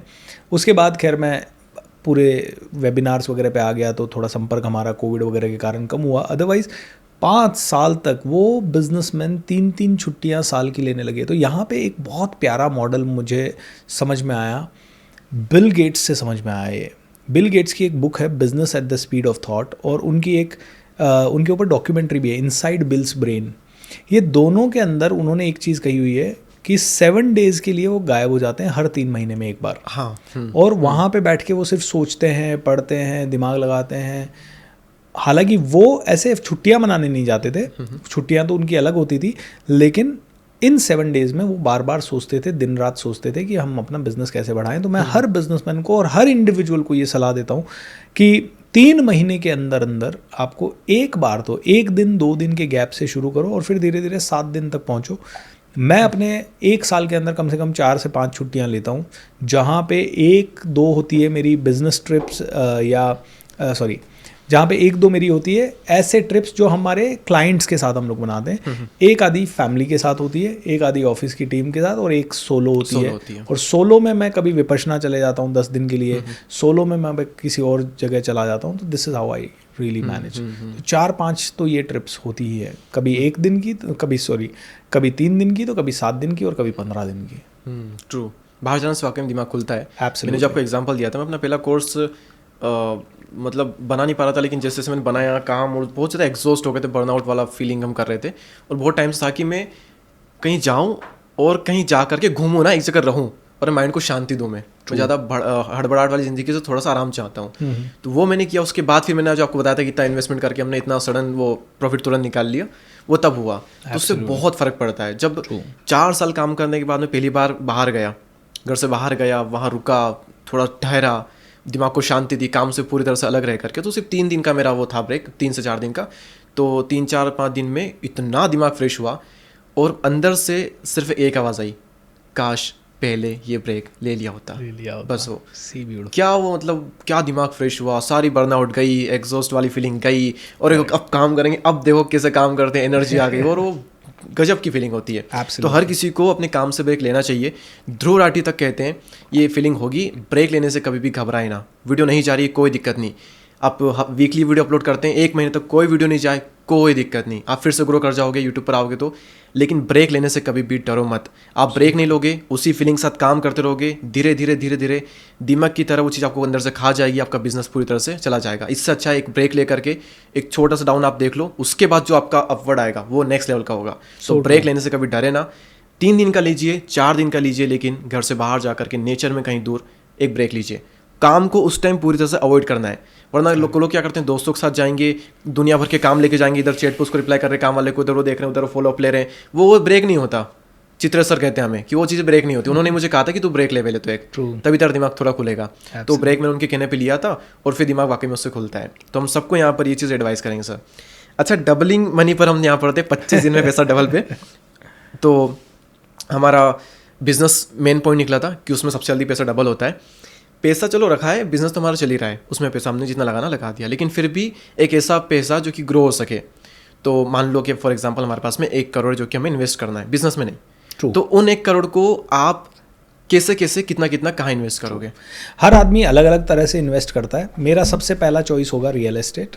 रियल एस्टेट इसलिए बिकॉज रियल एस्टेट में कंट्रोल मेरे हाथ में है पूरा। मैंने, हो सकता है प्राइजेस मेरे कंट्रोल में नहीं है, कौन सी सिटी में कौन सी जगह कितनी प्राइजेस, बट मेरी एसेट मेरे पास है, और मेरी एसेट में मैं कल को कोई बिजनेस भी शुरू कर सकता हूँ। जैसे मान लीजिए ये जगह जो है, तो मान लीजिए मैंने यहाँ पे अपना ऑफिस शुरू कर दिया।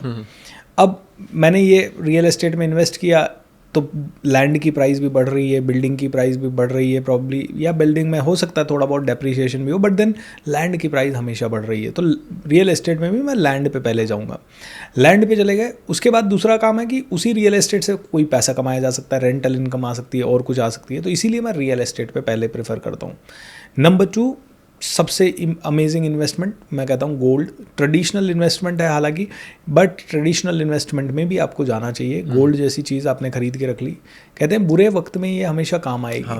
क्यों आएगी? क्योंकि बुरे वक्त में हो सकता है शेयर मार्केट गिर जाए, हो सकता है वॉर हुआ, शेयर मार्केट आपको नहीं पता 4000 पॉइंट गिरेगा या 4-5 पॉइंट गिरेगा या 1000 पॉइंट गिरेगा, लेकिन गोल्ड इतनी तेजी से गिरने के चांसेस बहुत कम रहेंगे। और जस्ट अपोजिट भी होता है, जब स्टॉक वगैरह गिरेंगे तो गोल्ड उस टाइम वॉर टाइम ऊपर जाएगा, क्योंकि लोग खरीद रहे हैं, डिमांड बढ़ रही है। तीसरा, मेरा एक इन्वेस्टमेंट ऐसा ज़रूर होगा जो मैं क्विकली लिक्विड कर सकूं, भले उसमें मेरे को 3% मिल रहा हो, 5% मिल रहा हो, 7% मिल रहा हो, 2% मिल रहा हो, लेकिन क्विक लिक्विड इन्वेस्टमेंट भी होना चाहिए। जैसे एक एफडी में 7-7.5% ही आपको इन्वेस्टमेंट मिलेगा, बट 7-7.5% के बावजूद भी आपको कभी भी ज़रूरत है तो वो एफडी आपके एक इंस्ट्रक्शन पे 24 आवर्स में लिक्विड मनी आ जाती है। कई सारे बिजनेसमैन के पास मैंने देखा है बहुत लैंड होती है, बहुत गोल्ड होता है, लेकिन जब ज़रूरत पड़ती है तो बिक नहीं पाता। स्पेशली गोल्ड तो फिर भी बिक जाता है, लेकिन लैंड नहीं बिक पाती है, राइट? घर नहीं बिक पाता, ऑफिस नहीं बिक पाता, तो वो वहाँ अटक जाता है। मैंने जितने भी बिजनेसमैन फ्रेंड्स मेरे फेल होते हुए देखे हैं, उनका सबसे बड़ा रिस्क यही था। उन्होंने बहुत भर भर के लैंड और सारा पैसा उधर ही डाल दिया, अब ज़रूरत पड़ी तो वो लिक्विड पैसा कुछ है ही नहीं, उनको कोई उस पर लोन ही नहीं दे रहा, और उनके पास प्रॉपर्टी भी है तो बैंक लोन पे है, लेकिन लैंड और ये मतलब, बट आई वांट टू से कि आपका ये जो तीसरा इन्वेस्टमेंट है एफडी वगैरह में ऐसे लिक्विड में होना चाहिए।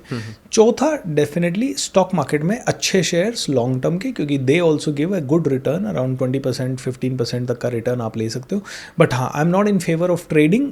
ट्रेडिंग इज़ अ प्रोफेशन, फिर वो इन्वेस्टमेंट नहीं है, वो आपका प्रोफेशन है, वो डेली काम, राइट? वो डेली आपका काम है, रोज बैठना है, रोज आपको काम करना है। तो इसमें इंक्लूड कर ही नहीं सकते हम, क्योंकि हमने तो कहा कि आप बिजनेस से अलग पैसा इन्वेस्ट कर रहे हो, तो वो तो आपका बिजनेस होगा तभी आप ट्रेडिंग में करोगे, अदरवाइज नहीं करोगे तो ट्रेडिंग इसमें नहीं ले सकते। लेकिन फिर भी आप अपना बताइए। लेकिन तो चलो यहाँ पर हम एक सिनेरियो लेते हैं। 1 करोड़ का मैंने कहा था, इसको छोड़े, हम लेते हैं 100 करोड़ का। आपके पास में 100 करोड़ है और इन 100 करोड़ को आपको रियल इस्टेट में, गोल्ड में, लिक्विड कैश जो कि एफडी में हो गया, और स्टॉक में, म्यूचुअल फंड में यहाँ पर आपको डालने हैं, जो आपने इन्वेस्टमेंट बताया उसमें। तो कितना कितना कहाँ पर आप डालोगे, आप अपना बताइए 100 करोड़ में से। सो मैं पहला तो कहूँगा कि मैं 10 करोड़ के आसपास डाल दूंगा एफडी में, 10% एफडी में, है ना, 10% डाल दूंगा, ताकि मुझे नहीं लगता कि मुझे कभी भी इमरजेंसी के लिए 10% से ज़्यादा फंड लगेगा। ठीक है। रियल एस्टेट थोड़ा महंगा इन्वेस्टमेंट है, तो मैं करीब 40% डाल दूंगा रियल एस्टेट में। ठीक है, तो मेरा 50% पाक हो गया। अराउंड 10 to 20 करोड़ के आसपास मैं डाल दूंगा गोल्ड में, और बाकी का 30% मैं लगाऊंगा स्टॉक्स में। ठीक है। स्टॉक हाईएस्ट रिस्क है, देखिए स्टॉक में, और थोड़ा बहुत हो सकता है क्रिप्टो और इनमें भी लगा दूं, बट आज तक मैंने क्रिप्टो में कभी इन्वेस्ट किया नहीं है, तो I don't know how safe is that investment. हालांकि कई लोग आ रहे हैं जो कहते हैं कि 1 रुपये का 1000 रुपये हो जाता है, 10,000 रुपया हो जाता है। बहुत सारे लोग लूज़ भी कर रहे हैं पैसा, तो I don't want to get into that field जहाँ पे कि स्पेकुलेशंस बहुत ज़्यादा हो। मेरा फेवरेट इनमें से मैं कहूँगा, फिर भी अगर पैसा बच गया, मान लो सारे मैंने करने के बाद 20 करोड़ बच गया, तो मैं तो बिजनेसेस खरीदूंगा। मैं फिर यंगस्टर्स को ढूंढूंगा, यंगस्टर्स के बिजनेस आइडियाज़ सुनूंगा, यंगस्टर्स के बिजनेस आइडियाज़ को फंड करूंगा, उसमें इक्विटी वगैरह लूँगा, और इक्विटी वगैरह लेके क्योंकि मेरा अल्टीमेट तो ये है कि धीरे धीरे ग्रो करने की जगह रिस्क लो। रिस्क लेके या तो पैसा ज़ीरो होता है, मतलब वो 20% जो होगा ना लास्ट का, वो हाई रिस्क में मैं डालूंगा बिजनेस, क्योंकि चला भी गया तो कोई फर्क नहीं पड़ेगा, क्योंकि 80 करोड़ है, कभी भी कुछ भी कर लेंगे 80 करोड़ से। खर्चे तो 10 करोड़ से चली जाएंगे। So true. Okay, excellent. अभी हम एक छोटा सा गेम लेते हैं रैपिड फायर का, फिर हमारे 1 से 2 क्वेश्चन और रहेंगे, उसके बाद फिर हम इसको एंड करेंगे। तो रैपिड फायर गेम में यहाँ पर आपको क्विकली आंसर करना है, एक्सप्लेन करना होगा तो इस गेम की बात कर देना कि अच्छा उस क्वेश्चन मुझे एक्सप्लेन करना था, तो आप तब कर देना। ठीक है। तो पहला क्वेश्चन है मेरा, मनी पर सबसे best book. Psychology of money. Psychology of money, okay. Best financial decision you have ever made. Investing in my own brain and skills. Okay, and worst decision. Investing in a car और a house. Okay, house ठीक है, इसको बाद में करते हैं। कितना पैसा आपके लिए इनफ है आज की डेट में कि ज़िंदगी चल जाएगी खर्चों में, अगर मैं 1 रुपया भी नहीं कमाऊँ तो? अगर मैं खर्चे ना बढ़ाऊं और अपनी एक्सपेंसेस और एक्सपेंशंस वगैरह ना करूं, तो I think 50 lakh rupees per month is good enough. और अगर मेरे अकाउंट में वन टाइम, अच्छा one time I need to live comfortably, to maintain my standard, I need around 25 crore. 25 crore, ठीक है। रियल एस्टेट वर्सेस स्टॉक, आप अपने लिए बताइए। Real estate.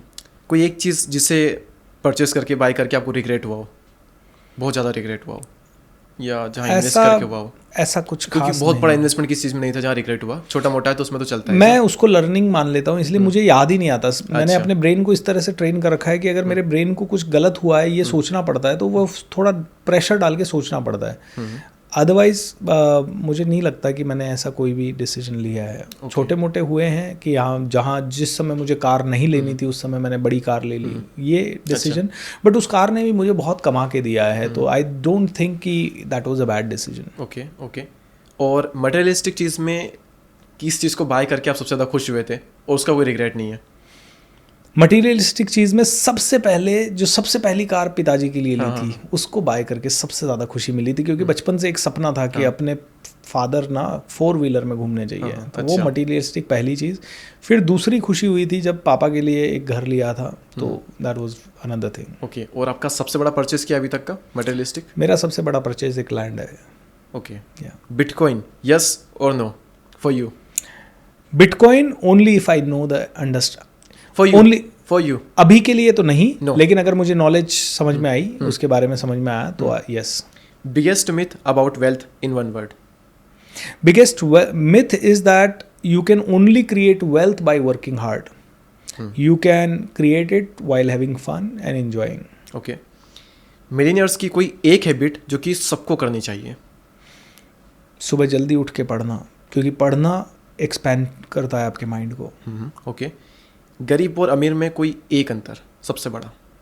गरीब कहता है मैं एक ही काम कर सकता हूँ, अमीर कहता है मुझे दोनों करने हैं। जैसे गरीब कहता है या तो मैं स्पिरिचुअल हो सकता हूँ या फिर मैं रिच हो सकता हूँ, अमीर कहता है हम दोनों हो सकते हैं। ओके, क्या पैसा खुशियाँ खरीद सकता है, यस और नो? यस। ओके, ठीक है। अब इसी गेम को हम थोड़ा सा एक्सटेंड करते हैं और यहाँ पर आपको मैं एक वर्ड बोलूँगा और उस वर्ड को सुन करके तुरंत आपके माइंड में कौन सा वर्ड आता है वो आपको बताना है। My God. ओके, और क्विक आंसर देना है, स्ट्रेच नहीं करना है, सोचना नहीं है, जो आएगा वो बोलना है, ठीक है? कुछ गलत निकल गया तो गलत निकाल दिया तो वही तो सुनना चाहते हैं लोग। ये अच्छी बात है तो हर कोई कर रहा है, ज्ञान तो हर कोई दे रहा है, हम तो कुछ गलत सुनना चाहते हैं। आई होप कुछ गलत निकले, मेरी पूरी कोशिश रहेगी सर।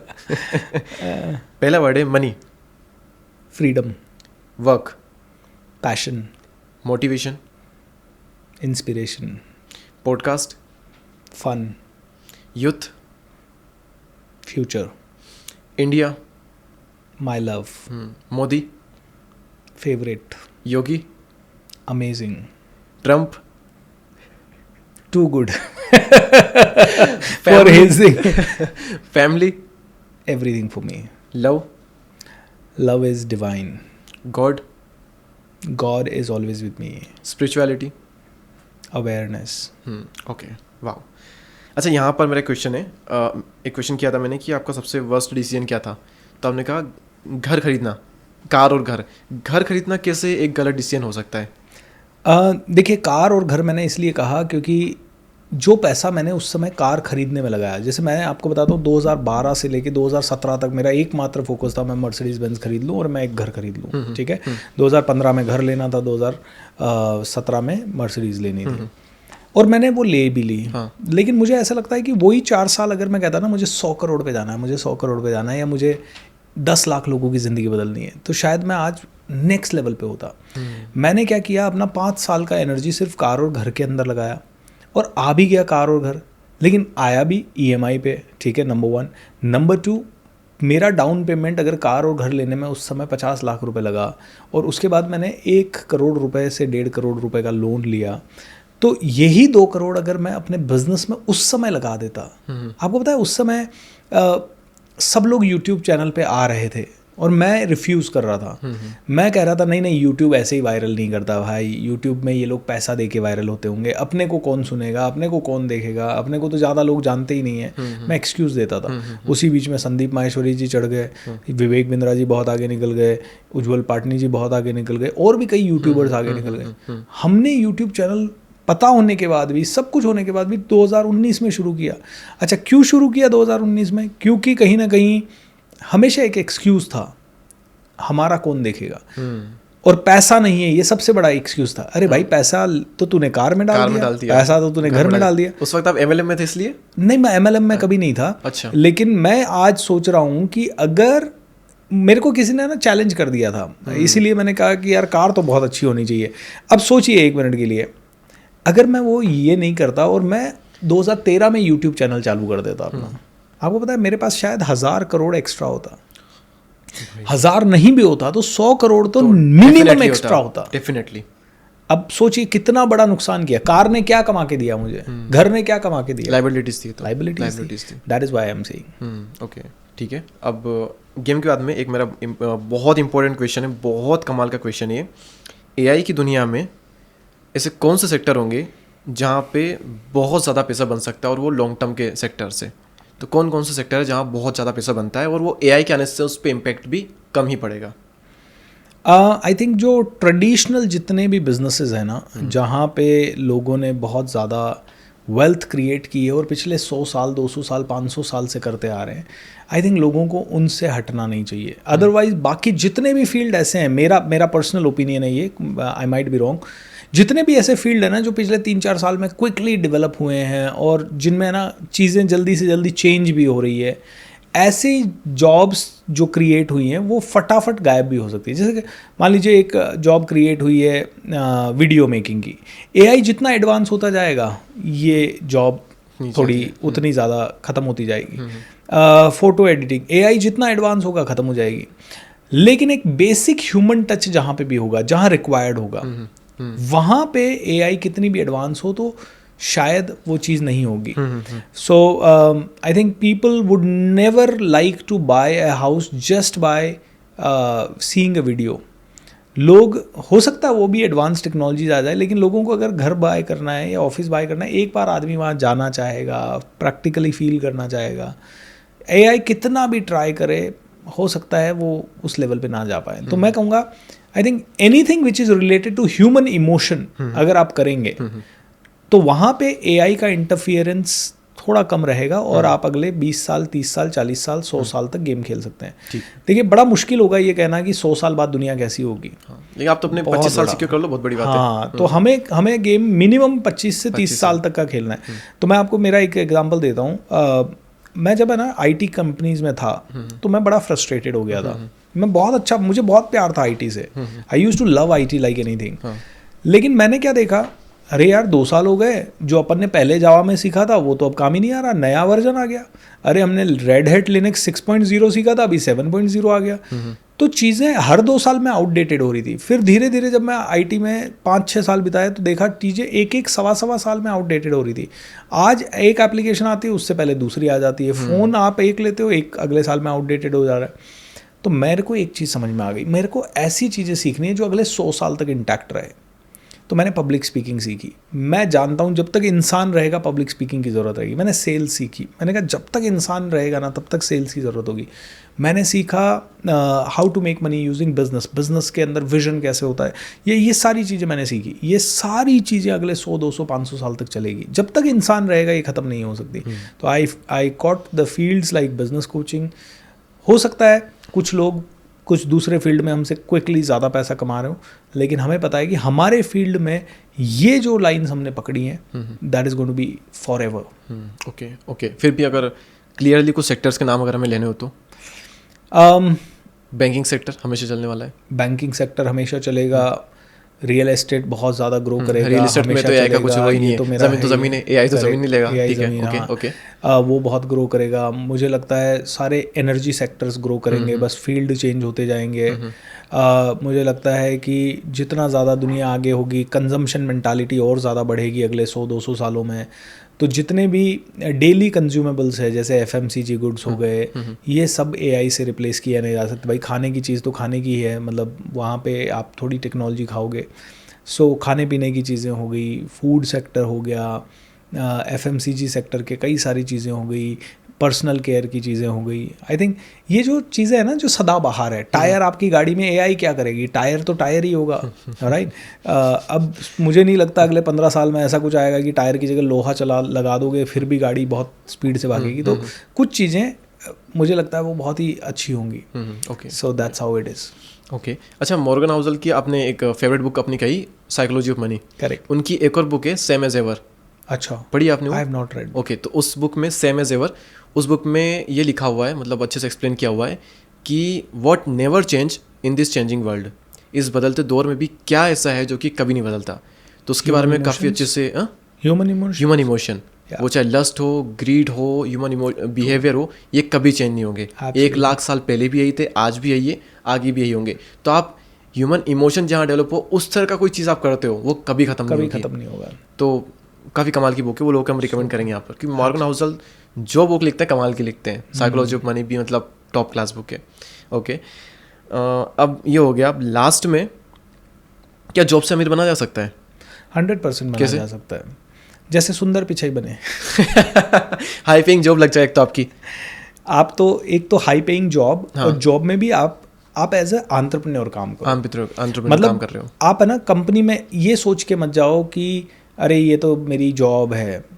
आप एक ओनर की तरह जाओ ना, मैं ये काम कर रहा हूँ और ये काम मेरे से अच्छा दुनिया में कोई नहीं करना चाहिए। क्योंकि देखिए आज प्रॉब्लम क्या है, हर आदमी बिजनेसमैन बनना चाहता है, लेकिन हर आदमी में बिजनेसमैन बनने का टेम्परामेंट नहीं है, उतना स्टेमिना नहीं है उसके लिए। मैंने कई बार ऐसे दिन देखे हैं जहाँ मैंने 4-4 दिन सोया नहीं हूँ। कई बार ऐसी सिचुएशंस आई हैं जहाँ आप सोच तो रहे थे कि आगे बढ़ेंगे और ऐसा झटका लगा कि एकदम आप 5 साल पीछे चले गए। फिर वापस उठने की हिम्मत, फिर वापस से लोगों को जोड़ने की हिम्मत, वापस से कस्टमर्स को फेस करने की हिम्मत जुटानी पड़ती है। तो हर आदमी में बिजनेस का टेम्परामेंट नहीं है। तो मैं हर आदमी को एक चीज़ कहता हूँ, पहले तो सोचो यार कि तुम बिजनेसमैन हो या तुम जॉब के लिए बने हो। अगर तुम जॉब के लिए बने हो, ऐसा तुम्हारे अंदर से आ जाए, तो पहले तो आप कंपनी को अपना मंदिर मान के अंदर जाओ। जैसे एक ओनर आता है, ओनर के लिए ना company is like his life, वैसे ही आप ओनर बन के जाओ ना। आप जो भी काम कर रहे हो, ABC कुछ भी काम आप कर रहे हो, just get into that job. सुंदर पिचाई ने आई एम श्योर गूगल को एज ए फैमिली लिया होगा, सत्या नाडेला ने आई एम श्योर माइक्रोसॉफ्ट को एज ए फैमिली लिया होगा, टिम कुक ने आई एम श्योर एप्पल को एज ए फैमिली लिया होगा। तब जाके धीरे धीरे वो लेडर चढ़ते ऐसे लेवल पे आ गए। मैं एक लाइव एग्जांपल आपको देता हूँ, प्रैक्टिकल, मतलब एक ऐसे इंसान जिनसे मैं मिला उनका एग्जांपल देता हूँ। प्रेस्टीज प्रेशर कुकर की कंपनी है ना, उनके CEO Chandru Carlo sir. Chandru Carlo sir का मैंने एक इंटरव्यू लिया था और मैंने उनसे पूछा, सर आप CEO कैसे बने? आप क्या पहले से उनके रिश्तेदार थे या कुछ थे? बोले नहीं, मैं एक नॉर्मल सेल्समैन था कंपनी में। तो मैंने कहा CEO कैसे? बोलते यार ना, कंपनी एक बार बहुत ज़्यादा स्ट्रगल कर रही थी और पूरे मार्केट में हवा हो गई थी कि प्रेस्टीज बंद हो जाएगा और मैनेजमेंट स्ट्रेस में था। हमारी कंपनी के ऊपर 1990 के आसपास उन्होंने कुछ टाइम बताया जब 125 करोड़ से ऊपर का डेट हो गया था कंपनी में, एंड कंपनी की इंस्टॉलमेंट्स नहीं जाना और मतलब सब कुछ हो गया था कि ख़त्म होने वाला है। बोलते उस समय मैनेजमेंट बहुत स्ट्रेस में था, तो हम 4-5 सेल्समैन थे। हमने कहा सर हम तो इतना सा कर सकते हैं कि हर साल हम कंपनी को ईयर ऑन ईयर और मंथ ऑन मंथ ग्रोथ दे देंगे और ईयर ऑन ईयर हम आपको 25% की ग्रोथ प्रॉमिस करते हैं अगले 5 से 6 साल तक। कंपनी की मैनेजमेंट ने कहा ठीक है भाई तुम करो, हम तुम्हारे साथ हैं। और हमने ईयर ऑन ईयर 25% की ग्रोथ दी 1995 तक, एंड उससे प्रेस्टीज धीरे धीरे और बढ़ने लगा, लोन कम होने लगे, एंड एक लेवल आया जब मैं कंपनी में 20-30 साल का हो गया तो मुझे CEO पोजीशन पे बिठा दिया गया। अब जस्ट इमेजिन कीजिए, जब वो सेल्समैन होंगे तब उनकी सैलरी क्या होगी? मान लो 50,000, 1 लाख, 1.5 लाख 1990 में।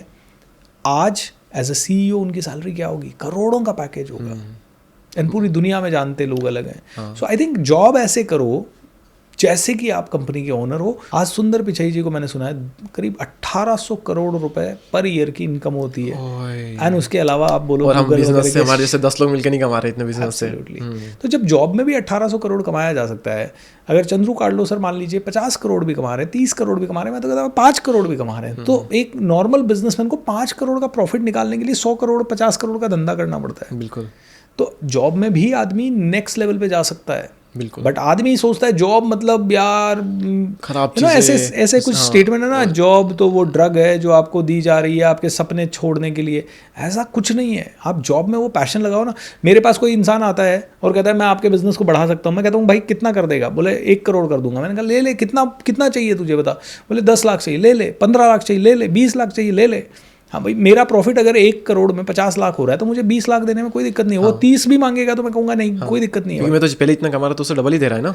मेरे किसी भी इंटरवेंशन के बिना दे रहा है ना भाई, मेरे लिए तो बहुत ज़्यादा अच्छा चीज़ है। तो जॉब में भी लोग करते हैं ऐसा। आई think people should think about this. Okay, बिल्कुल।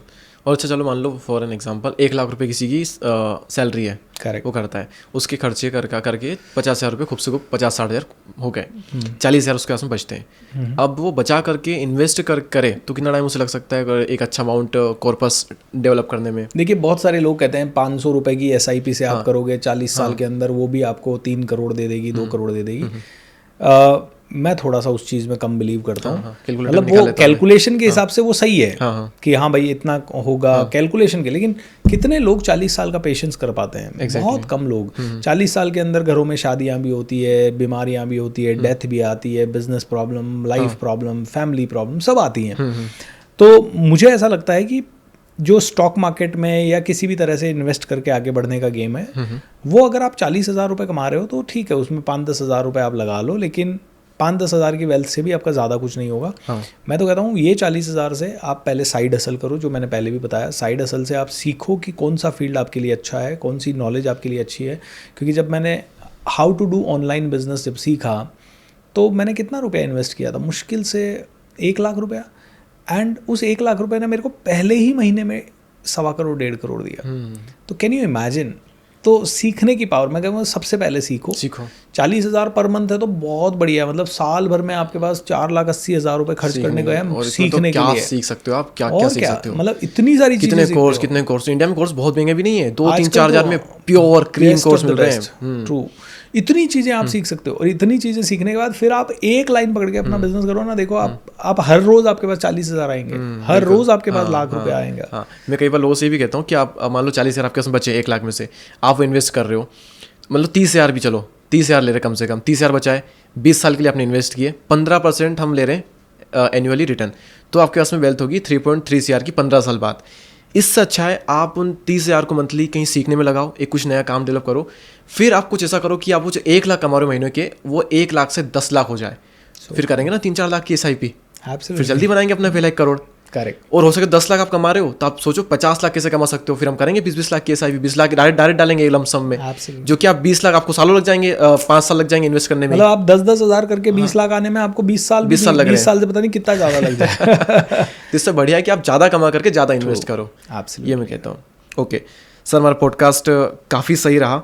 हमने वेल्थ क्रिएट करने के लिए जो माइंडसेट चाहिए वो हमने बताया क्या होना चाहिए, फिर कैसे पहला 1 CR कर सकते हैं, मतलब पहली जो स्क्रैच से वेल्थ कैसे बनती है, फिर जनरेशनल वेल्थ के लिए आपने क्या कमाल की चीज़ें बताई थी, वेल्थ आने के बाद में वेल्थ को मैनेज कैसे किया जाए, आपने कई सारे बिजनेसेस के एग्जांपल दिए, और रैपिड फायर में भी काफ़ी मज़ा आया था, और कौन सा सेक्टर्स है जहाँ पर हम फ्यूचर देख सकते हैं, और जॉब में भी कैसे हम अमीर बन सकते हैं, उसका कमाल का आपने एग्जांपल दिया, बहुत अच्छे से एक्सप्लेन किया।